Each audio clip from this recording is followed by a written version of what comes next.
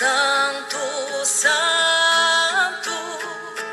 Deus onipotente,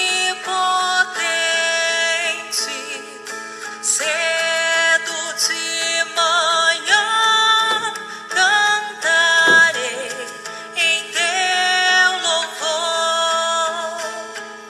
Santo, Santo, Santo, Jeová triuno.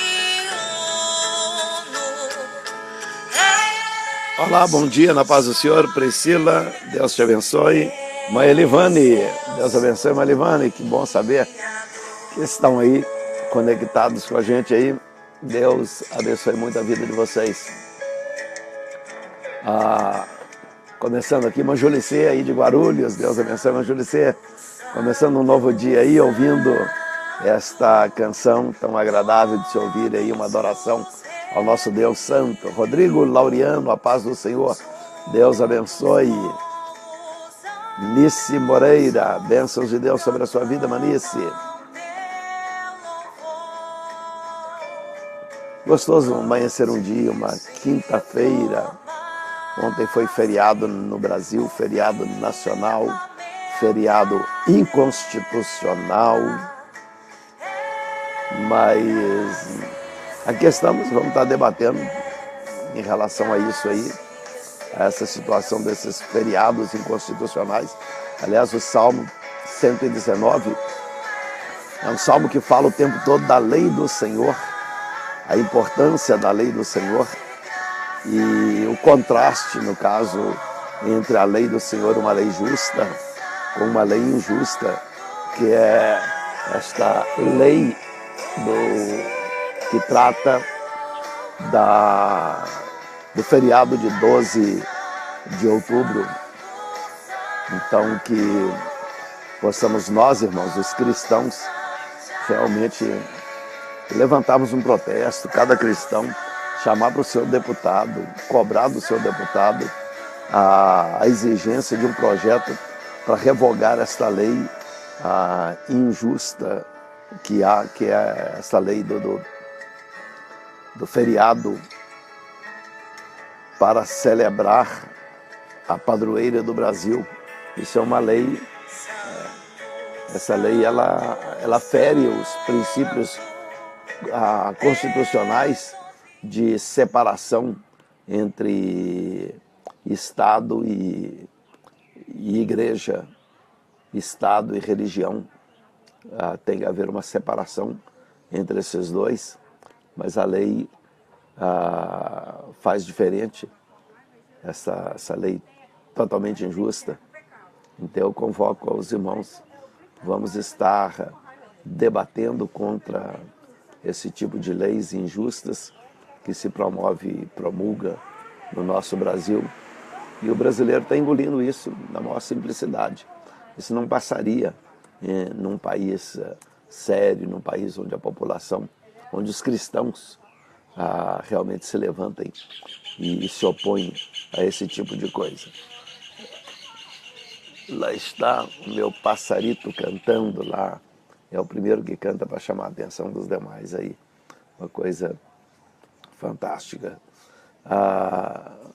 Voltando agora ao Salmo 119, irmão, nós estaremos estudando hoje, meditando, uma meditação profunda. E quero cumprimentar também a Eliane Campos, que se juntou a nós, também Filemon de Souza, paz do Senhor, primo, tudo na bênção aí. Professor Elvésio, a paz do Senhor, pastor Elvésio, que estará viajando amanhã também para o Brasil. Faça uma boa viagem, Deus abençoe, guarde, traga em paz e abra todas as portas para resolver todas as situações que precisam ser resolvidas aí. Bênçãos de Deus aí.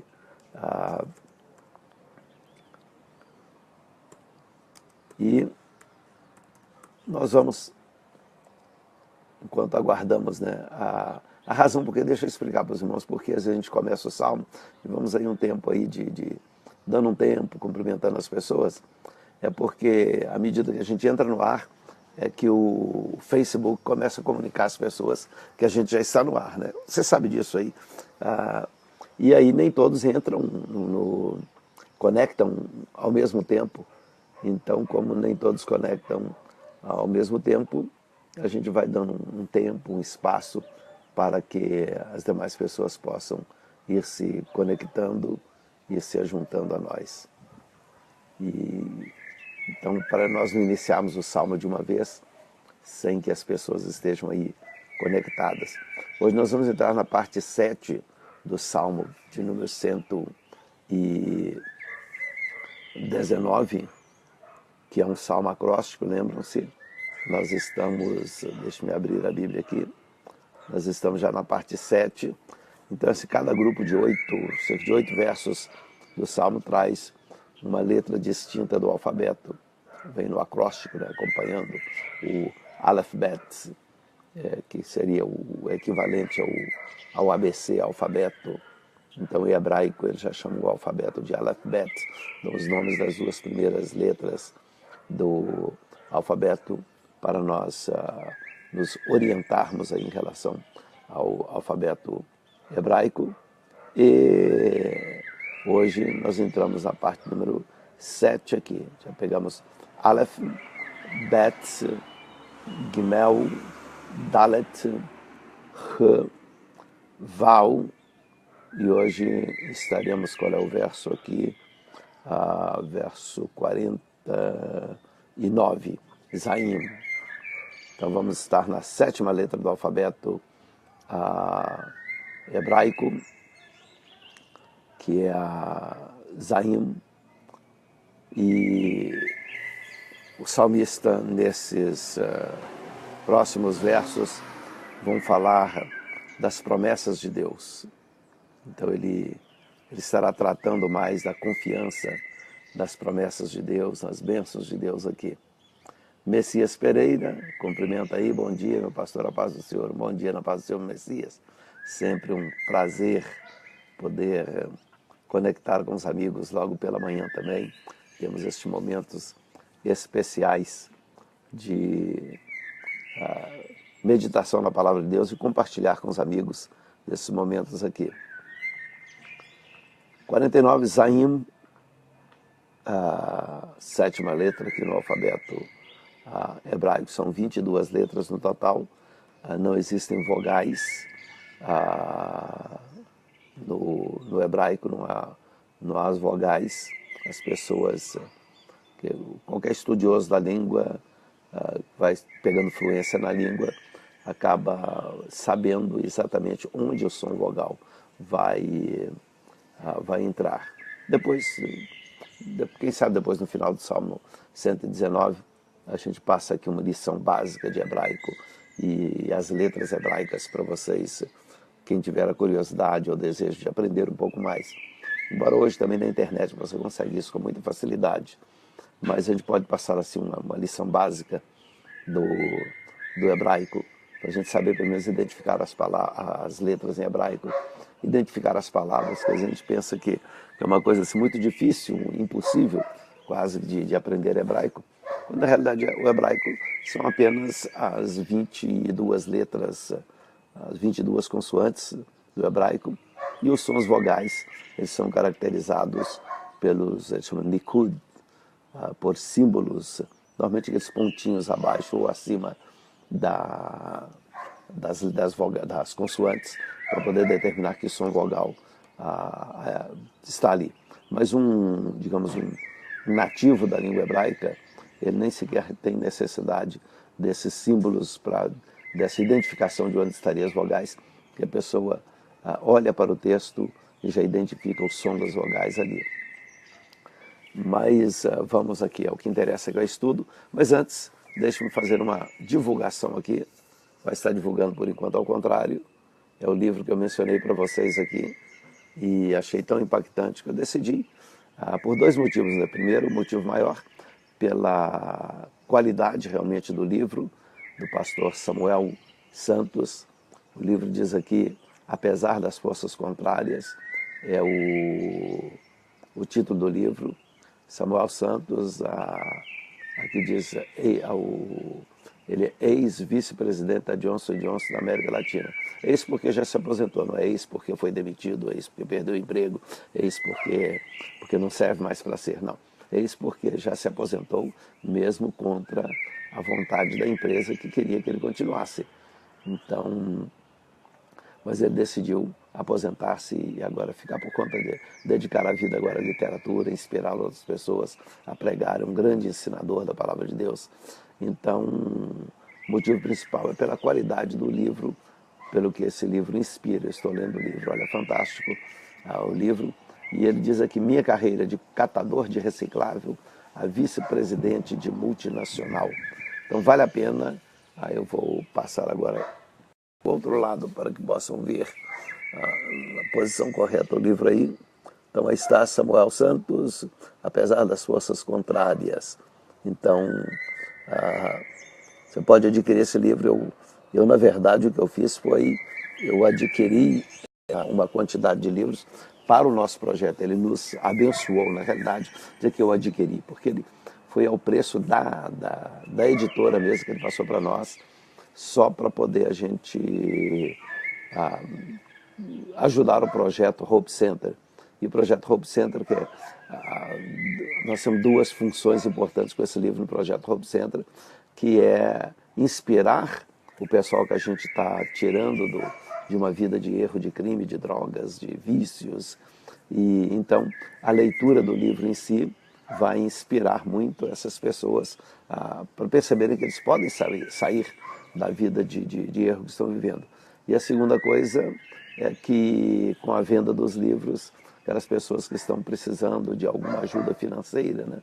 Porque pararam com a vida de crime de onde eles ganhavam dinheiro e agora eles podem, vendendo esse livro, o lucro reverter em uma ajuda de custo para o pessoal do Hope Center, os dependentes ali do Hope Center. Então eu vou levar alguns para os Estados Unidos, vocês aí nos Estados Unidos, que puderem nos ajudar aí na compra deste livro. Então já preparem, encomendem, que eu vou estar levando alguns aí para os Estados Unidos. O Elberson dos Santos, o Will dos Santos, junto conosco aí, Ney Augusto, Aminadab dos Santos, meu sobrinho, Alexandre Lúcio Boneares, bênçãos de Deus, Gilmar Fogliato, Isaías Pernas, Deus abençoe, Gabriel Felipe. Então estamos, Gabriel, você também aí junto aí, que bênção. Então, meus irmãos, mais uma vez só mostrando o livro para quem acabou de chegar agora, apesar das forças contrárias de Samuel Santos, é uma inspiração muito grande para aquele que, quem sabe, está a enfrentar alguma situação difícil na vida e pensam em desistir, desanimar.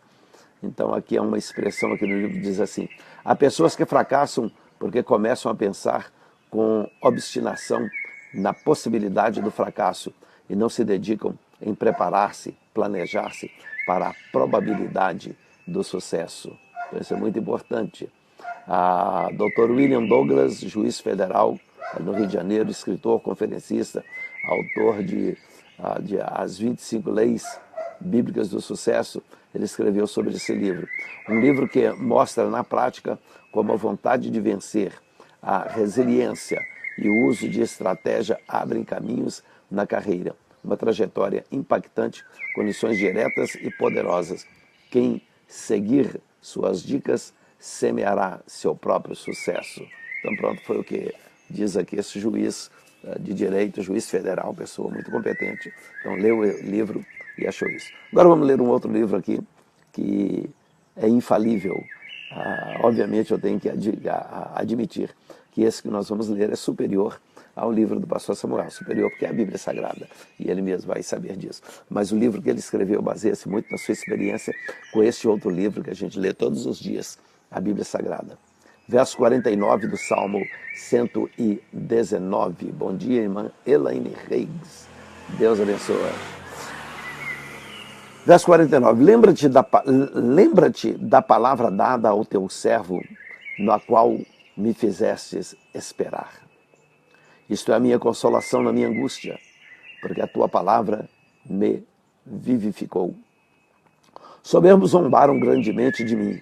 Apesar disso, não me desviei da tua lei. Lembrei-me dos teus juízos antiquíssimos ó Senhor, e assim me consolei.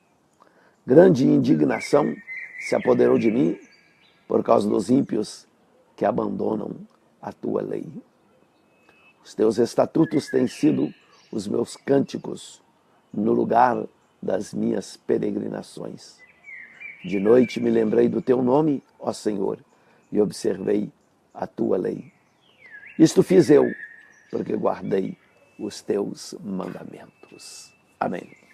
Meditemos um pouco agora nessas expressões do salmista Davi.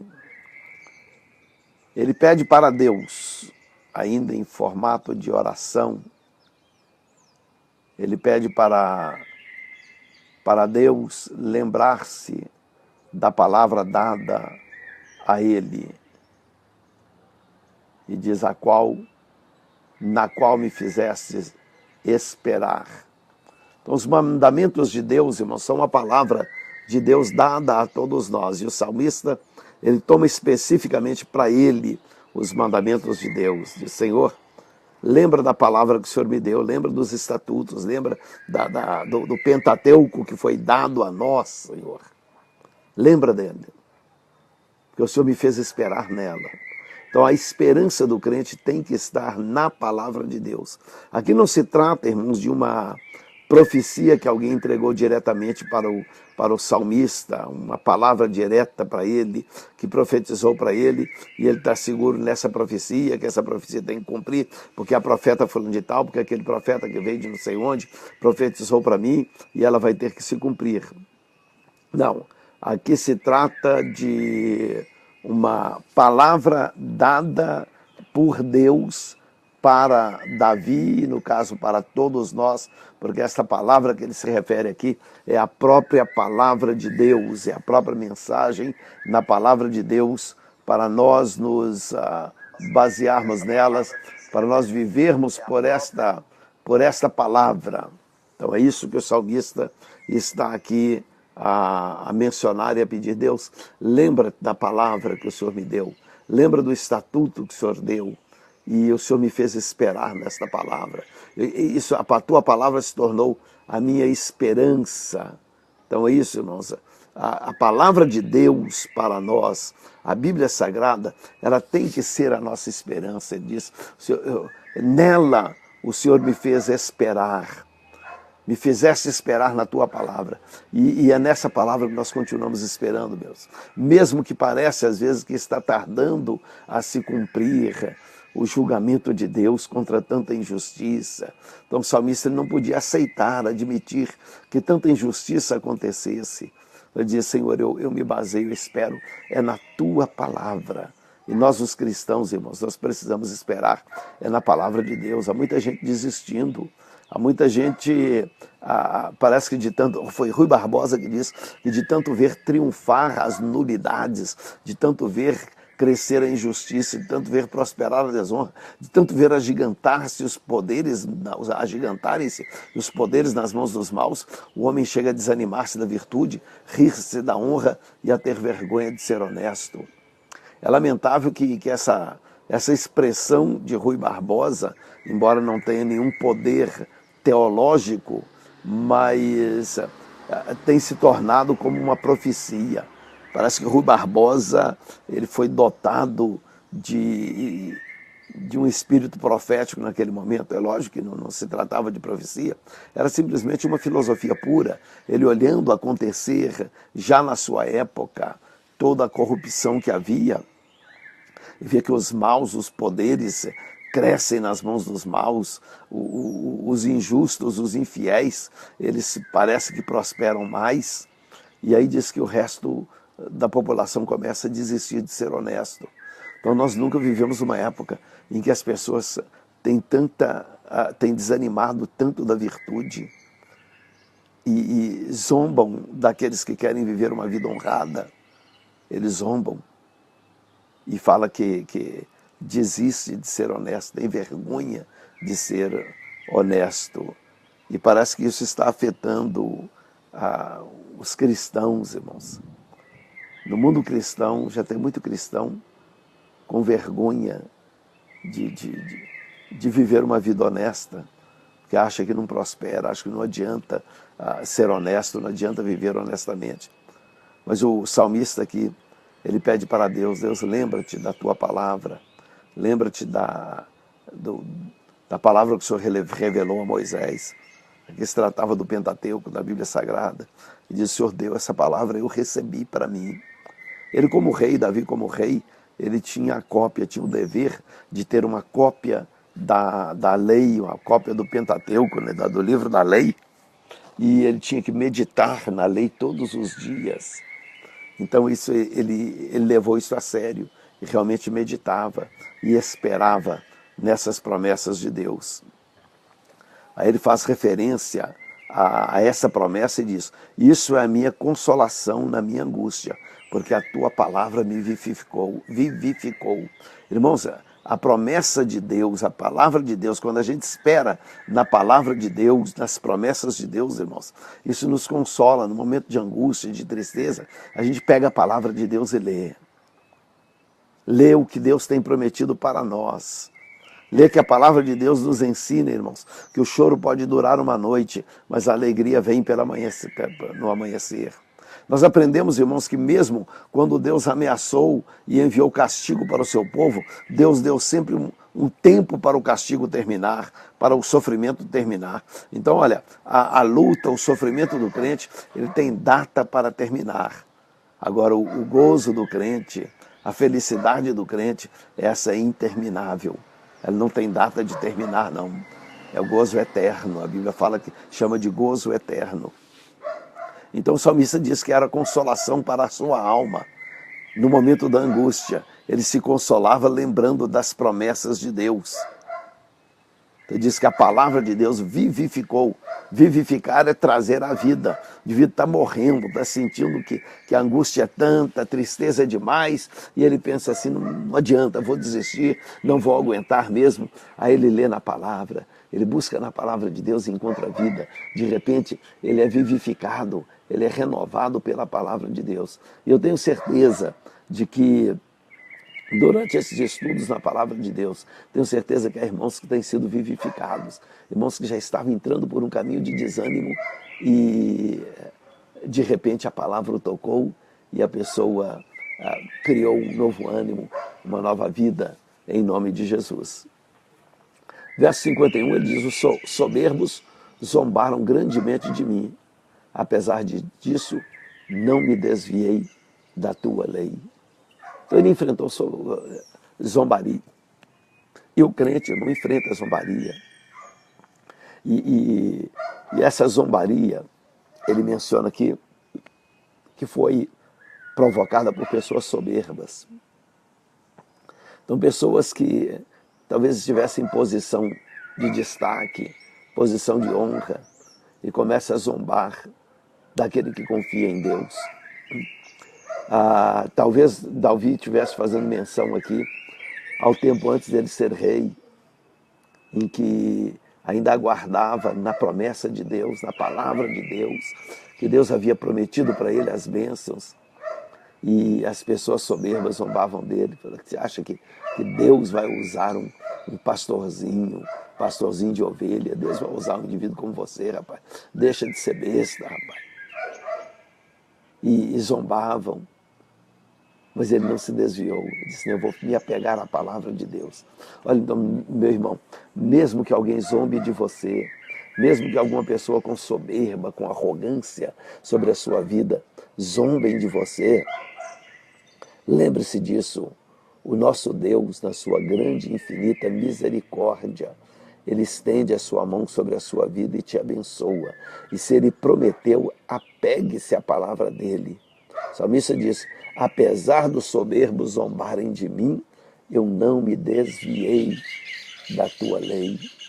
Então não se desvie, irmãos, mesmo no meio da soberba, mesmo no meio de situações de zombaria de outras pessoas, não se desvie, fique firme.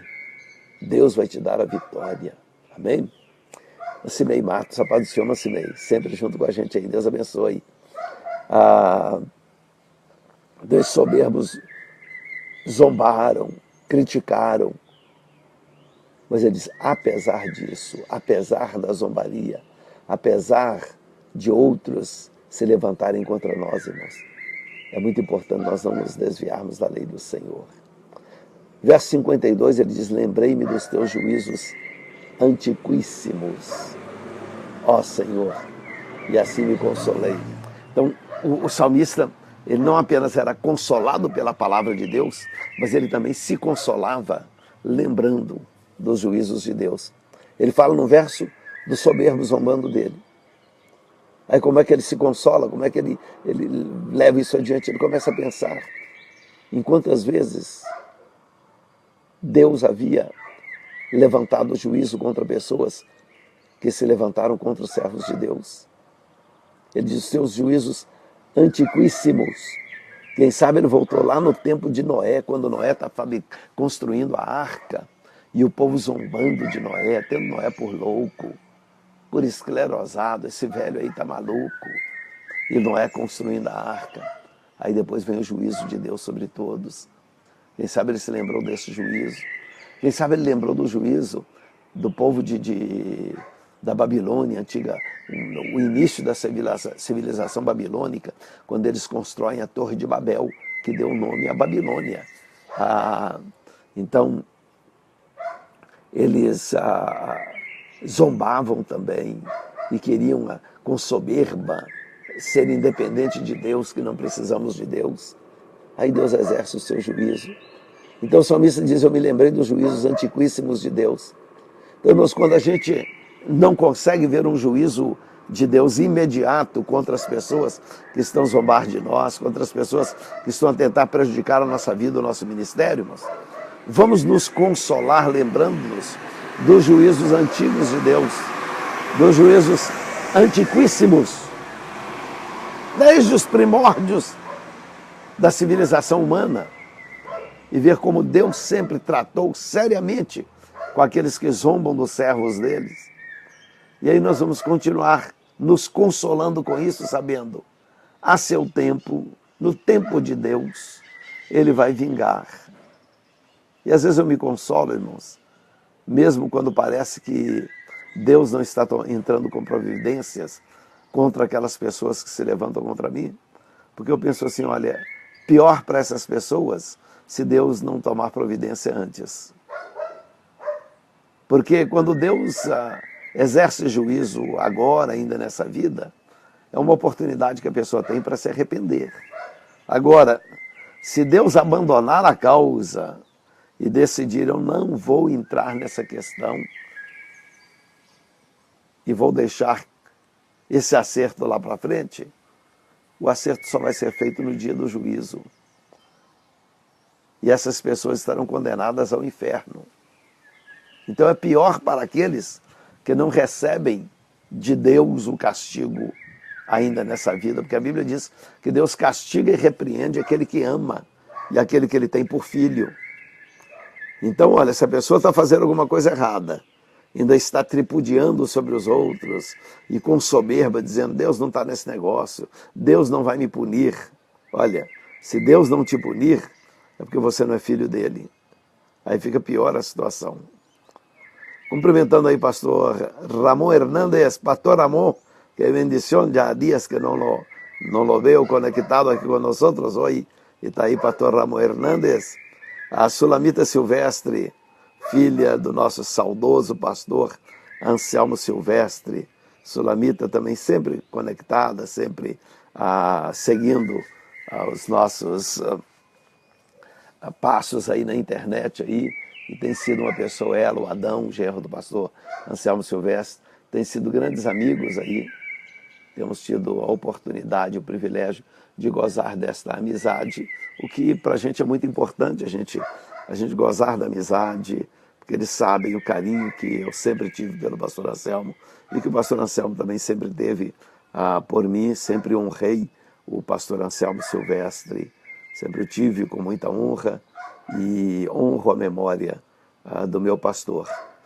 Então, pena que as coisas desandaram depois da morte do pastor Anselmo Silvestre, mas infelizmente pela forma com que as pessoas chegaram à liderança, a gente sabe que ia dar nisso mesmo. a igreja ia acabar se desandando mesmo, mas que Deus tenha misericórdia da igreja e da memória do pastor Anselmo Silvestre, né?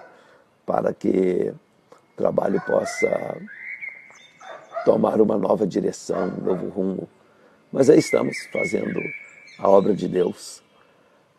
Verso 53, o salmista disse assim: grande indignação se apoderou de mim por causa dos ímpios que abandonam a tua lei. Irmãos, o salmista, ele... Bem, tem que interromper agora, irmãos. Quem conhece aí sabe do meu pacto aqui, sabe que cada vez que essa menina bonita por nome Ayana dos Santos, ela entra, conecta, eu tenho que interromper. Ela é a princesa da minha casa, é a minha neta, a única neta, os outros dois são netos, então o lugar dela, a cadeira de princesa, ninguém toma. Temos dois príncipes na casa, que são os dois netos, mas ela é a princesa Ayana. Vovô te ama, Deus te abençoe. E hoje ela pôs em português. Oi, vô. Que legal, Ayana, estou te acompanhando aí pelas suas postagens na internet. Que Deus te abençoe muito, minha querida neta. Vá para a escola, estude com muita seriedade. Ou está sendo folga aí essa semana, não sei. É feriados judeus essa semana. Então, mas que Deus te abençoe, Ana. Deus abençoe a todos vocês, meus irmãos. 53, verso 53, o salmista, ele levanta agora a questão de indignar-se. Grande indignação se apoderou de mim por causa dos ímpios que abandonam a tua lei. Irmãos, eu ouvi outro dia, não guardei o nome de quem foi, mesmo porque o texto a expressão foi colocada em defesa de uma pessoa errada. Mas aí eu fiz questão de, guardei a frase, porque a frase é interessante, mas não colocada no lado errado, em defesa do errado. Mas a pessoa disse que a pessoa, quando perde a capacidade de indignar-se. Então, foi no tempo, durante o impeachment da finada presidente do Brasil, da ex-presidente do Brasil. Então, alguém querendo dizer que aquele impeachment estava errado e disse que estava indignado e que quando a pessoa perde a capacidade de indignar, etc, etc. Então, o salmista disse que ele indignou-se. Irmãos, o crente não pode nunca perder a capacidade de indignar-se diante do erro. Quando nós perdemos a capacidade de indignar diante das coisas erradas, nós também passamos a compactar com o erro. E tem um grande amigo ali que eu tenho que interromper para poder cumprimentar. Irmão José Ferreira. Irmão José Ferreira, que Deus abençoe em nome de Jesus. Parece que no dia 17 do mês passado foi que o Elberson fez aquele depósito, irmão José Ferreira. E eu já falei para ele está conectado. Eu espero que ele me dê notícia aí se ele já fez o depósito desse mês, porque eu já pedi para ele. E o Elberson, você está aí conectado, olha, o irmão José Ferreira está aí conectado com a gente também. Se não fez o depósito, por favor, faça lá. Eu só não vou dizer aqui publicamente, que eu sei que o irmão Zé Ferreira não faz questão disso, mas o irmão Zé Ferreira, ele tem sido uma bênção na minha vida. O irmão Zé Ferreira, um homem de Deus, uma bênção. Um dia desse, quando o texto bíblico estiver falando de um milagre, eu vou pedir ao irmão Zé Ferreira para poder contar como foi o milagre ali daquela compra daquela casa nos Estados Unidos, como Deus usou o irmão de uma certa forma aí. Então, eu gosto de citar como servir de ilustração para o texto bíblico. Então, quando for possível, quando o texto bíblico exigir uma ilustração daquela, eu vou contar para os irmãos descobrirem como Deus tem abençoado. Mas esse irmão que está aí, a foto dele aí, aparecendo para todos vocês verem, hoje está em Portugal. É o meu grande amigo português, meu maior amigo português, posso dizer. Tenho vários amigos em Portugal, os demais, por favor, não se sintam menores, mas o irmão José Ferreira tem sido muito especial. foi fruto do nosso trabalho nos Estados Unidos, converteu ali ele e irmã Stephanie, hoje estão em Portugal e estão uma bênção ali em Portugal. Graças a Deus pela sua saúde, irmão Ferreira, pela cura, o nosso Deus é poderoso. Então o salmista disse que ele indignou-se, com grande indignação se apoderou dele por causa dos ímpios que abandonam a lei. Mas ele não está falando aqui de quem nunca foi crente, não. Ele está a falar aqui de pessoas que um dia estudou a lei de Deus, a palavra de Deus. Ele está falando aqui de crentes, está falando aqui de obreiros, está falando de pessoas que tinham a palavra de Deus na mão para poder estudar, para poder viver pela palavra de Deus. E ele diz que essas pessoas abandonaram a palavra de Deus. Nós estamos vivendo esse tempo de grande indignação. Às vezes eu sou criticado aqui nas mensagens que prego e alguns já me aconselharam, Elba, para de falar sobre isso, para de falar sobre aquilo. Se está na Bíblia eu falo. Se a Bíblia está a condenar o erro e o pecado, eu tenho que pregar o que está aqui. Essa indignação de Davi, ela parece que se apegou a mim também, ao ver, irmãos, crentes, pastores abandonarem a palavra de Deus. Igrejas inteiras abandonaram a palavra de Deus, irmãos. Não socorre o aflito, não socorre o necessitado. A Bíblia diz que o verdadeiro amor é esse, irmãos. É socorrer o aflito, o necessitado. Tem alguém precisado, socorre o necessitado.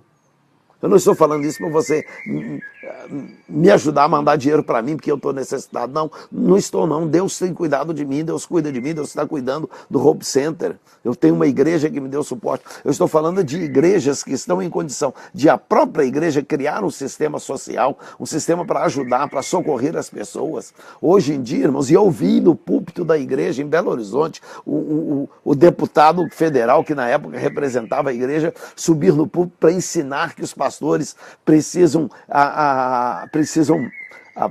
registrar fundações, entidades filantrópicas no nome da igreja, para poder ter jeito de canalizar dinheiro das verbas do governo para a igreja. Ao invés da igreja canalizar a verba da igreja para atender o pobre, não, criar uma entidade, e ele disse no sentido fictício, ele disse ainda que seja só no papel, ele usou essa expressão, ainda que seja só no papel, irmãos. Monte uma diretoria, ele ainda diz, para que eu como deputado, possa então mandar o dinheiro. Aí o dinheiro vai para aquela entidade filantrópica e depois vocês fazem o que quiser com o dinheiro. Irmãos, se o Ministério Público mandasse um espião em cada igreja onde um deputado federal for dar uma palavra, para escutar o que esses deputados estão falando nas igrejas, estão ensinando nas igrejas, principalmente em reunião de convenção, reunião só de pastores. O que é que esses deputados estão ensinando os pastores a fazer? Estão ensinando os pastores a fazer falcatrua, a desviar da palavra de Deus. E os pastores, querendo pegar dinheiro, estão fazendo isso. O Ministério Público devia investigar não só os livros, não, porque no livro você escreve o que quer no livro. Não só a diretoria, porque eles criam uma diretoria que não faz nada. É uma diretoria de laranja, um bando de diretoria de laranja. Aí quem manda mesmo é o pastor da igreja, que nem na diretoria figura. E a diretoria assina tudo quanto é papel que o pastor manda. E não existe nada de concreto de entidade filantrópica. Às vezes mantém lá, tem meia dúzia de irmãozinhos voluntários fazendo alguma coisinha simples lá. E quem ganha mesmo o dinheiro é a esposa do pastor, é a filha, o filho do pastor, que é considerado o diretor ou não sei quem lá, e que não faz nada e que mama o dinheiro todo. O salmista diz, olha, grande indignação se apoderou de mim por causa dos ímpios que abandonam a tua lei. Mas a lei de Deus, irmãos, manda socorrer o pobre, o necessitado. A lei de Deus determina, irmãos, que se o dinheiro é para uma entidade filantrópica, para atender, socorrer o pobre, ele tem que ir para as mãos do pobre. Eu vi, na última vez que estive nos Estados Unidos, houve 2 irmãos que me entregaram dinheiro especificamente. Disseram, pastor, esse dinheiro aqui eu quero que o pastor use para comprar cesta básica para quem tiver necessitado. E o dinheiro foi todo. Gastei o resto daquele dinheiro na semana passada comprando uma última cesta básica que custou a volta de R$300, R$294. A última cesta básica que deu para comprar com aquele dinheiro. Fora as outras que temos comprado com outros dinheiros destinados para outras coisas, mas a necessidade de pessoas é muito maior e a gente pega parte do dinheiro e usa para poder socorrer, matar a fome de crianças que estão com fome. Teve um que me pediu, pastor, estou precisando de um pouco de leite, compra aí uns 5 litros de leite, desse leite longa-vida, né, que dá para ir dividindo para o mês inteiro, para o meu filhinho, menino de menos de 2 anos de idade. Ao invés de 5, comprei uma caixa inteira de leite e pus na cesta básica para entregar. Irmãos, a Julicê diz aí, isso é triste. É triste, não é muito triste, irmã Julicê. Isso é indignante, é repugnante saber que as pessoas estão usando isso, irmãos. Não são todos, é lógico, mas essa meia dúzia que faz mancha o nome de tudo enquanto é pastor. Ali no Hope Center, irmãos, outro dia o irmão convidou uma outra pessoa para a gente trabalhar, para apoiar na música, ajudar dando aula de música. E a pessoa que me conhece, que convidou um outro professor de música para ir ajudar, a resposta dele foi: rapaz, pastor quer dinheiro. Todo enquanto é pastor quer dinheiro, rapaz. Porque estão pensando que nós estamos fazendo ali um trabalho filantrópico para poder ganhar dinheiro do povo no nome daquelas crianças que a gente está a ajudar. Eu quero dizer, olha, a gente vai eventualmente registrar a entidade filantrópica depois que nós tivermos algo para mostrar para a sociedade. Eu vou fazer o inverso do que o povo está fazendo. A maioria, eles montam, fazem tudo no papel e vão pedir dinheiro para fazer. E aí, daquele dinheiro que eles pedem, então, uma grande porcentagem é para ir para o bolso, sob o pretexto que a entidade filantrópica precisa de um carro. É o carro de luxo que a pessoa compra para usar. Fica no nome da entidade filantrópica. E coisas desse gênero. Eles vão gastando o dinheiro aqui. Nós estamos fazendo o inverso. Nós pegamos o dinheiro, compramos instrumentos. Segunda-feira eu voltei a São Paulo para poder providenciar mais instrumentos. Então, compramos instrumentos, buscamos, viajo, vou para economizar aí 2, 3 mil reais. Eu pego o carro, vou a São Paulo, chego de manhã em São Paulo, volto à noite para cá. Então, para poder economizar o dinheiro, para poder comprar os instrumentos mais baratos que temos lá.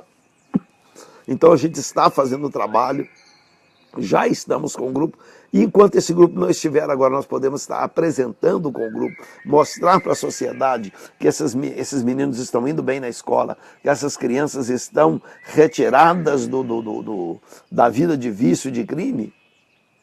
Então, só depois disso é que a gente vai, então, registrar oficialmente como a entidade filantrópica. Mas, por enquanto, nós estamos aplicando tudo nisso. Mas é indignante, é repugnante quando a gente olha que as pessoas estão afastando, agindo como ímpio, afastando da lei. Irmãos, isso é o crente agir como ímpio. Isso é o pastor agir como ímpio, de montar entidade filantrópica para pegar dinheiro do governo para o bolso. Irmãos, o trabalho da igreja é ajudar o governo na área social. É dever da igreja, a igreja ajudar. Tirar um peso de cima das costas do governo. Não há governo que consiga atender a todo o trabalho de filantropia de um país. Nem Estados Unidos, irmãos. Um país rico como os Estados Unidos, o trabalho filantrópico não é feito pelo governo. A quantidade de igrejas que fazem um trabalho de filantropia, um trabalho sem fins lucrativo, de ir socorrer as pessoas que precisam, é muito grande. Essas pessoas de igrejas e entidades que fazem, porque sabe que é dever da igreja ajudar o governo e não o governo ajudar a igreja, irmãos. Nós queremos separação entre Estado e governo e igreja. o governo e a igreja, ele não se meter na questão da igreja. Mas quando chega na hora de querer dinheiro, filantropia, a gente quer ir mamar nas tetas do governo do mesmo jeito que esses políticos andam mamando. Tem muita igreja mamando em teta do governo, que descobriu uma forma. A razão porque a maioria das igrejas hoje quer eleger um deputado próprio, um vereador próprio, é para poder trabalhar isso, mamando em teta do governo. Eu vi aqui na eleição, não nessa última eleição, na eleição anterior, de uma igreja que chegou a distribuir entre os membros um panfleto. Parece que eu levei para os Estados Unidos e deixei lá, mas eu vou trazer esse panfleto depois para poder ler. Ou se algum dos irmãos aqui de Nova Lima ainda tem esse panfleto, me passe esse panfleto que eu vou mostrar aqui para os irmãos. Era o projeto político da igreja. Irmãos, a igreja não tem que ter projeto político, isso é coisa de ímpio. Igreja não tem projeto político, igreja tem que ter um projeto evangelístico para ganhar almas, é esse o projeto da igreja. Quando a igreja começa a ter projeto político, quando a convenção geral começa a ter projeto político, esse negócio está tudo errado, isso é coisa de ímpio. É isso que o salmista diz, grande indignação se apoderou de mim por causa dos ímpios que abandonam a tua lei, abandonou o propósito da igreja, abandonou a lei de Deus. O projeto político da igreja, dentre eles era transformar um encontrão, me parece que ele chama encontrão, um evento aí que faz, transformar em evento oficial da cidade, para que a cidade tenha que manter, tenha que pagar as contas do tal do encontrão, para poder então, a custo do dinheiro público, convidar cantores e pregadores e pagar passagem de cantor e pregador e de preferência sobrar uma bolada boa para pôr no bolso do pastor, que é o que acontece sempre.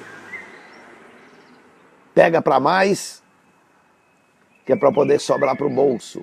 E já tem muitas igrejas que conseguiram, irmãos. Porque é tudo negociata. Elege um vereador, põe o vereador lá, e aquele vereador agora vai fazer um projeto para transformar em uma coisa da igreja em evento público. E tornando isso em evento público, o governo municipal, se for municipal, estadual, federal, vai ter que dar dinheiro e bancar aquilo. Já fizeram Marcha para Jesus. Marcha para Jesus conseguiram transformar isso em evento público. Sabe quem paga a conta? É o povo. Aí nós, os crentes, reclamamos de que o carnaval é uma festa popular, um evento público, e a cidade gasta, as prefeituras estão passando necessidade, mas chega no carnaval, a prefeitura gasta uma fortuna financiando coisas para carnaval. Mas nós estamos querendo a mesma coisa, irmãos. Nós estamos pedindo a mesma coisa. Marcha para Jesus é a mesma palhaçada, é a mesma roubalheira. Isso não é marcha para Jesus. Quando tinha acento no A, a gente põe um acento no primeiro A para dizer a marcha para, ela está parando Jesus. Ela está parando. Mas eu diria, eu poria um ponto final depois de marcha para. A marcha para, chega, para essa marcha e vamos seguir só com Jesus. Mas é marcha para Jesus, agora quer botar, encontrar um evento. Então, eu conheço igrejas por aí que poderia estar até mencionando nomes. Mas estou falando de Nova Lima, que é onde eu moro. Mas tem por aí tudo. Eventos que se transformaram em eventos oficiais da cidade para que a igreja, para que o governo, para que a população tenha que pagar do bolso para fazer evento. Irmãos, igreja faz evento com o dinheiro que tem. Se tiver dinheiro para poder fazer evento, que faça. Se não tiver, compra tudo em folheto e sai para a rua evangelizando. É tudo que nós precisamos, irmãos. É cumprir a palavra de Deus. Deixa eu ler aqui, Mancidinha aqui, Maria da Rosa aqui. Ela colocou a mensagem: a paz do Senhor, pastor Welber. Deus abençoe sua vida para levar sempre a palavra viva aos corações. Abraços, irmão. Vaz e irmã Cidinha, Pai do Senhor, um abraço aí para vocês, queridos irmãos. Eu outro que eu parar agora para poder falar e agradecer a cooperação que vocês nos deram durante os anos que congregaram conosco ali nos Estados Unidos. Vocês estão marcados no nosso coração, na nossa mente para sempre. Que Deus os abençoe. Jefferson Cruz, Deus abençoe. Eliane Baracho também, a paz do Senhor. Já ouvi falar desse projeto político. Ouviu falar. Isso foi distribuído aqui no campo. Isso foi distribuído. Eu tenho esse, eu vou trazer. Se alguém tiver aqui em Nova Lima, me dá isso aqui que eu vou mostrar isso aqui. Então, dentre os projetos. E não era só isso, não. Era um monte de coisa, irmãos. Queria transformar em tudo enquanto é festa da igreja, em evento político, em evento público, para que o governo municipal pagasse as contas. Tá? Eu soube de um evento aí que a prefeitura, para financiar, teve que doar o dinheiro para o sindicato, um ímpio do sindicato desviar o dinheiro, mandar para a igreja. Então foi uma falcatrua terrível aí de dinheiro sendo desviado. Então aqui ele diz aqui, ó, esse ano aqui em Guarulhos não tinha dinheiro. Não teve dinheiro para fazer marcha para Jesus, não é isso, Júlia C? Teve um monte de lugar que não teve dinheiro para fazer marcha para Jesus e não fez. Agora, eu pergunto, precisa de dinheiro para os crentes sair na rua falando de Jesus? Não precisa, irmãos. Só precisa o crente sair. Só que os líderes, os pastores que organizam essa tal de marcha para Jesus, eles mambam do governo. O governo não deu dinheiro, eles não fizeram. Sabe por quê? Porque se fizessem sem o dinheiro do governo, sem o dinheiro da prefeitura, se fizessem sem o dinheiro, a prefeitura ia dizer assim, então espera aí, vocês não precisam de dinheiro para fazer marcha de Jesus, coisa nenhuma. Essa marcha, ela funciona sem dinheiro. Então é isso, irmãos. Então, os líderes, eles se unem em torno de dinheiro, não é em torno de Jesus, não. Isso é impiedade, isso é indignação, irmãos. Então, por que eles vão fazer uma marcha para Jesus sem dinheiro? Só para depois o governo não dá mais dinheiro. Eles querem dinheiro. Aquilo é evento público. Irmãos, nós temos que acabar com o carnaval. Com dinheiro do governo, gastando com carnaval. Mas tem que gastar com dinheiro, parar também com o governo gastando dinheiro com marcha para Jesus, governo gastando dinheiro com evento da igreja, com coisas da igreja, com tudo, irmão, é carnaval e tudo. Não é para isso, isso é indignação. Os crentes estão agindo do mesmo jeito que os ímpios, irmãos. Pelo menos o ímpio é ímpio. Agora nós não, nós somos servos de Deus, irmãos. Nós temos que andar de acordo com a palavra de Deus. Igreja não tem que sair de pires na mão mendigando dinheiro do governo, não, irmãos. Se você tem um trabalho filantrópico, sério, pesado, e tem como provar para o governo, olha, existe essa lei de filantropia e olha, o meu trabalho bate com a lei, pode ir lá fiscalizar. Não é olhar meu livro, não é olhar minha diretoria, mas olhar em loco o povo que está sendo abençoado. Então, são outros 500, é outra história. Mas esse negócio de fazer marcha para Jesus, irmãos, com dinheiro do governo, como se precisasse. No meu tempo que a gente fazia o culto ar livre aqui na região de Nova Lima, no Campo Aguima, nós não pedia dinheiro para o governo para juntar aí culto ar livre ou fazer um desfile de crente aí e trazer tudo quanto é crente para a rua pregando o evangelho, encher uma praça pregando o evangelho. Agora hoje, só se o governo der dinheiro, é que a gente vai para a praça pregar o evangelho. Que Deus tenha misericórdia, irmãos. Verso 54, os teus estatutos têm sido os meus cânticos no lugar das minhas peregrinações. O salmista, ele dá a base, a inspiração do hino dele. Ih, irmãos, isso aqui agora, a gente quase que dá um estudo bíblico inteiro só nessa parte aqui. Os teus estatutos têm sido os meus cânticos no lugar da minha peregrinação. Ou seja, a música que Davi compunha, os hinos que Davi cantavam, eram hinos inspirados na palavra de Deus. Hinos inspirados nos estatutos da palavra de Deus, na lei de Deus. Hoje em dia, irmãos, se a gente for fazendo indo por eliminação, eliminar hinos que se canta por aí que não tem nada a ver com a Bíblia, irmãos, vai sobrar muito pouca coisa para ser cantada nos púlpitos das nossas igrejas. São hinos inspirados, irmãos. Ó, um certo cantor e compositor, ele falou comigo, a gente viajando junto, Ele falou comigo, discutindo sobre uma música que ele estava compondo, e essa música assim, assim. Ele diz, olha, porque uma música dessa aqui, rapaz, isso aqui, você não chega a uma conclusão de compor uma música assim, fácil, não. Ele diz, eu tenho que ouvir um pouco de Lindomar Castilho, um pouco de fulano, um pouco de fulano. Começou a citar os cantores, aí a gente vai misturando, Chitãozinho e Chororó, e vai misturando, e pega assim para pegar. E a defesa, né? Porque a música é universal, a música é música. Então a gente não tem não tem que porque o outro canta música mundana, a letra é uma letra do mundo, não significa que a música dele não seja música. Então a gente pega a essência da música e mistura, um pouco de guarana, um pouco de samba, um pouco de não sei o que tem, um pouco disso. Eu escutei aquilo e falei, meu Deus, o que Davi diria do negócio desse? Quando Davi diz aqui, os teus estatutos são o meu cântico, eu me inspiro na tua palavra. É isso, irmãos. Você que canta, meu irmão, analisa, minha irmã, você que gosta de cantar, analise primeiro a música, o hino que você vai cantar, vê se está em harmonia com a palavra de Deus. Eu, de vez em quando, tenho que pedir para alguém, a gente não canta esse hino está contra a palavra de Deus, irmãos. Esse hino não tem nada a ver com doutrina bíblica, não, olha aqui. Então ele disse, no lugar das minhas peregrinações, ou seja, por onde eu vou, por onde eu canto, por onde eu levo a palavra, são inspirados, cânticos inspirados na tua palavra. Aí verso 55, de noite me lembrei do teu nome, ó Senhor, e observei a tua lei. Parece que ele acordou no meio da noite e lembrou de Deus. Você sabe de uma coisa, eu vou levantar e ler um pouco a palavra de Deus. É isso. Tem gente, irmão, que se perde o sono, ele vai para a internet.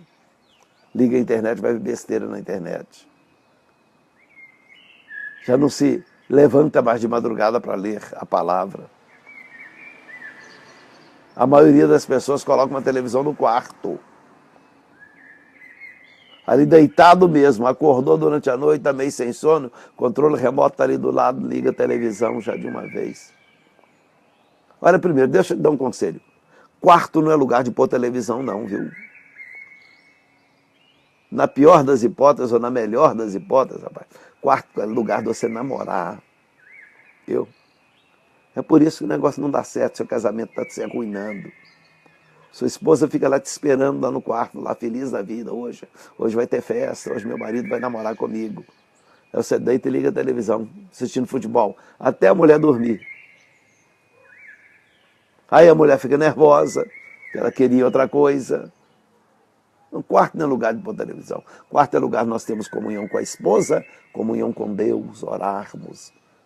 Acordou durante a noite, vira para a beirada, ajoelha ali na beirada da cama e ora até voltar ao sono. Não é ligar a televisão, ligar a internet para ver até ver um sono, não. O salmista diz, de noite eu me lembrei do teu nome e observei a tua lei. Irmãos, nós precisamos valorizar mais a palavra de Deus, irmão. Não tira essa televisão do seu quarto, irmão. Você está acabando com o seu casamento, meu irmão. Essa televisão no quarto está destruindo o seu casamento, rapaz. Está acabando com a sua vida, com a alegria da sua esposa. Viu? Tire isso do quarto. A hora que você sair, ir para o quarto para deitar, vai ser um tempo de você estar com a sua esposa. E ensina para os meninos também, que cada filho também quer ter uma televisão dentro do quarto para assistir o que quiser. Uma televisão só na casa já é muito, já chega. Deixa uma na sala e pronto. Tem casa que pode, eles põem a sala de televisão, e é lá que fica a televisão. Para pelo menos, se a família for assistir televisão, pelo menos vai ter que ser no mesmo lugar, vai estar junto. Quem sabe durante o comercial, se aproveita para conversar uns com os outros. Para ter gente, no comercial, ele muda para poder ver uma outra coisa rapidinho, para não dar tempo nem de conversar um com o outro. Está roubando a comunhão da família. Precisamos, irmãos, voltar a valorizar a família, tempo de família junto. Eu dou graças a Deus, irmãos, porque além de eu estar fazendo a obra de Deus aqui no Brasil, estou tendo uma oportunidade, como nunca tive antes, de passar mais tempo com a minha família, no sentido dos meus irmãos, minhas irmãs, de poder. A gente está sempre encontrando na igreja, vários deles estão frequentando a mesma igreja comigo, então está sendo uma bênção nesse sentido. Embora, por outro lado, estou levando um prejuízo enorme, porque os meus filhos e netos, eu estou distante deles. Mas Deus vai me permitir, quem sabe, muito breve, me aposentar e estar junto com eles. Aí sim, poder mudar para perto dos filhos e ficar morando ali, curtindo filhos, netos, aí fazer o que o meu co-sogro aí, o pastor Samuel Santos, já fez, aposentou e foi morar lá perto das filhas e netas. Então Deus vai nos abençoar. Mondelfi, Luísa também está dizendo, celular também rouba o tempo da família. Não, aquilo é assim, a família fica na frente da internet, televisão, celular. E é isso aí. Parou de falar de uma coisa, pega na outra e tal, e ninguém mais conversa um com o outro. Irmão, nós precisamos romper com isto. De noite me lembrei do teu nome, observei a tua lei. Vamos pensar na palavra de Deus. E agora, para encerrar o verso 26. Isso fiz eu, porque guardei os teus mandamentos. Então, por que ele disse que ele levantou de noite, acordou, lembrou do nome do Senhor, foi meditar na tua lei? Ele disse, isso fiz eu, porque guardei a tua lei. Então, irmãos, quando nós guardamos a palavra de Deus, a gente faz a coisa certa. Quando a gente tem temor de Deus, guarda a palavra, irmãos. A gente, no momento que tem o tempo, ou que desperta, a gente lembra das coisas de Deus, porque é o que está guardado no nosso coração. Agora, se o que estiver guardado no nosso coração for internet, Facebook, for essa palhaçada toda, a gente vai acordar de noite e vai correr para a internet de novo. Então, que Deus nos ajude, que Deus nos guarde em nome de Jesus. Eu vou estar orando por você e depois vou estar falando mais um pouco sobre aqui o livro do pastor Samuel, que eu faço questão de que todos possam também adquirir. Então Deus abençoe a Manice Moreira, uma Maria da Rosa, irmã Cidinha, né, para nós, os amigos, né? Irmã Cidinha, irmão Laudemir Vaz, que bênção vocês para nós. Então vamos juntos em nome de Jesus, sim. Querido Deus, entregamos a Tua palavra. Senhor, Tu sabes, Senhor, que é momento, Senhor, que realmente a indignação se apodera também de mim, Senhor. Ao ver tanta injustiça, tanta impiedade acontecendo, onde não podia, não devia, não podia estar a acontecer, Pai. Tem misericórdia dessas igrejas que estão lutando, padecendo, sofrendo, Senhor. Tem misericórdia. Pai querido, eu te peço, Senhor, pelos irmãos que querem ser crente e não estão tendo, Senhor, um modelo para seguir. Meu Deus, me ajuda, Pai, a ministrar a Tua palavra, Senhor. Abençoa cada ouvinte pelo Teu poder. Sela nos nossos corações a Tua palavra, em nome de Jesus, em nome de Jesus. Amém. Que Deus te abençoe, meu irmão, minha irmã. Agora vamos ao livro aqui do pastor Samuel Santos. Eu tenho que pôr do outro lado, porque eu descobri, finalmente, de que o telefone, quando ele usa a câmera da frente, ele inverte a imagem. Mas se eu ponho a câmera do outro lado, a imagem fica correta. Inverti a câmera do telefone. Então, esse livro do pastor Samuel Santos aí, Apesar das Forças Contrárias, irmãos, é um livro de uma inspiração muito grande. Trata-se de um homem de Deus, mas de um empresário de sucesso. Por Samuel Santos, esse grande empresário. Eu vou ler mais algumas notas aqui neste livro. Aqui está Luciano Resner, vice-presidente de operações da Sherry Brasil. Então ele diz aqui, uma jornada inspirada que nos ensina a vencer obstáculos vistos como absolutamente intransponíveis. Numa narrativa rica e envolvente, Samuel nos mostra como transformar desafios em oportunidades e discriminação em motivação para lutar e vencer. Obviamente, vocês podem perceber, Samuel Santos, ele enfrentou muita discriminação para poder conseguir vencer. Mas ele não permitiu, ele não se fez de vítima e eu sou um pobre coitado e não vou vencer na vida. ele como servo de Deus venceu, ele põe isso numa história muito gostosa de se ler. Então, adquira esse livro, Apesar das Forças Contrárias. Então, Apesar das Forças Contrárias, de Samuel Santos. Então, se você for nas livrarias, então é uma outra coisa também. Mesmo que você já sabe de antemão que a livraria não tem, ou você chegar na livraria e perguntar, olha, eu quero esse livro, Apesar das Forças Contrárias, o que eles vão fazer é anotando lá. Aí 2, 3, 10, 20 pessoas perguntam, a livraria vai acabar encomendando esse livro para colocar à venda. Isso funciona você cobrar das livrarias. Você está distante, não tem como, digamos, ir adquirir o livro, vá numa livraria mais perto de você e cobre por esse livro, Apesar das Forças Contrárias. Missionário Vinícius, nosso missionário na Ásia, estou em Chituã, na casa de Copana, esposa do Gunja, viúva do Gunja. Transmita meu abraço para eles aí. Diz que assim que eu puder ir ao Nepal, eu vou ao Nepal levar também as minhas condolências aí. Nosso missionário, pastor Gunja, morreu num acidente ali já há meses e nós precisamos sim orar e abençoar essas vidas aí. Então, e preciso, porque afinal de contas é um obreiro nosso que morreu e eu não pude visitar a família ainda no Nepal. Eu preciso fazer um trabalho completo, visitar toda a obra ali no Nepal, mas estamos aguardando ainda um posicionamento aqui da igreja, da nossa igreja, que a gente ter como afastar por mais tempo. Então, se Deus permitir, nós muito breve estaremos fazendo isso aí. Que Deus abençoe.